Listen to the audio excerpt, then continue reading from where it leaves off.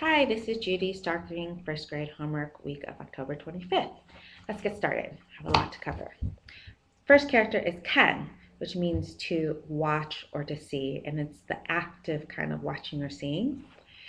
And kan, jian, is a word. Jian means to see too, but it means actually to be seeable. So I watch and it's seeable. So going back to the idea of kan being an active seeing word, like watching, you have kan shu. Shu, they haven't learned this character yet, but hopefully at school every day they kan shu, which is read. And hopefully not every day, they kan dian shi. So watch TV.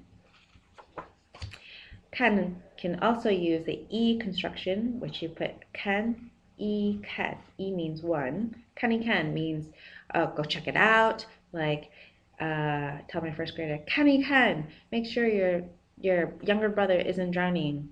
Or if they ask, can I have dessert? I'll say, I'll kan means I'll see, I'll ponder, I'll decide later. 老师看见我吃饭. This is a sentence at the bottom, and it's the teacher watches me eat. 吃, eat, 饭 means a meal, but 吃饭 is just to say that you're eating. 回 is return or go back. 回家, 家 is home, so it means go home. So often when the end of a play day, I'm like 回家,回家,回家.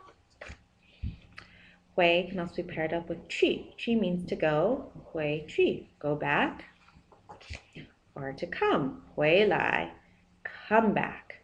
It's the opposite order of English. And the sentence at the bottom says 我会回家. I'm going to go home. 会, remember, is from last week's homework, and it can mean to going to. Next character is 走. 走 means to walk, and it goes with 走路. Lu literally means road, but 走路 is used to just talk about walking in general. So my 4-year-old wants me to pick him up all the time. I said, no, you're not a baby. You have to 走路.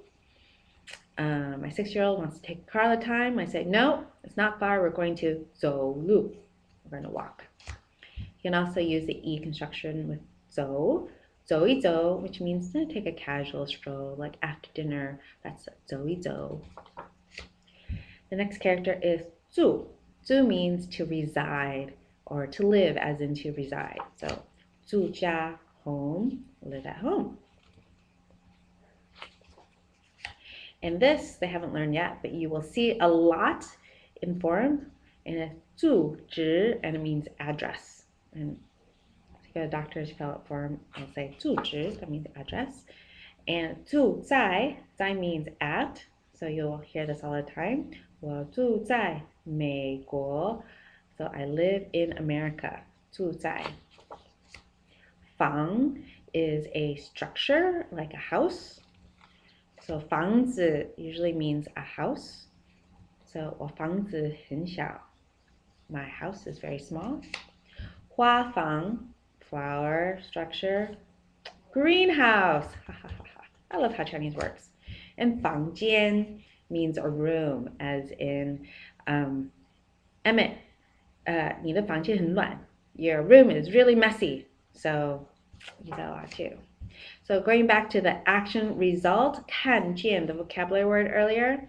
So last week we talked about 3 ways of saying can, and actually there's another way of saying can, a 4th way for action result verbs. So watching, to see, you can say 看得见, which means I can see it. I'm watching it and I can see it. Or you can put a 不 in the middle with 看不见, means I'm watching it and I can't see it. This action result verb combination is actually very, very, very, very, very, very common. So, for example, 看得懂, dong means to understand. So, your kids can open in Chinese books and they 看得懂, they can read it and understand it, but you will open up and you will 看不懂, you'll read it and not understand it. So this action result combination is very, very common. The last phrase I have is 走马看花. So that's the phrase of the week. They've learned all these characters, and it literally means walk, horse, look at flowers. So or ride a horse, look at flowers. And this is a four-letter aphorism, which in Chinese is called a Cheng Yu. Now, Cheng Yus are four characters together, and it comes sometimes from a story, from a poem, and it usually means something more than what the characters mean individually. So, for example, I'm not really talking about a horse or looking at flowers, but I know when you're riding a horse, you can't really look at the flowers all that closely. So, when you see that phrase, it usually means understanding things superficially or not understanding the details. You're just looking at it, going through it really quickly without really knowing the details. So these four-letter aphorisms, these Cheng Yus, are something that people study, and the more you use or literary or put in your essays, the more literary and educated you sound. So a lot of kids spend a lot of time learning Cheng Yu when they're growing up. And sometimes there's even contests about, how many Cheng Yu use it, So let this be the first one. 走马看花. That's it.